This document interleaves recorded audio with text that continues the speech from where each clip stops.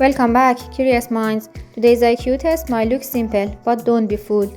It needs logic and focus. Try it first and watch the solution at the end. Let's go.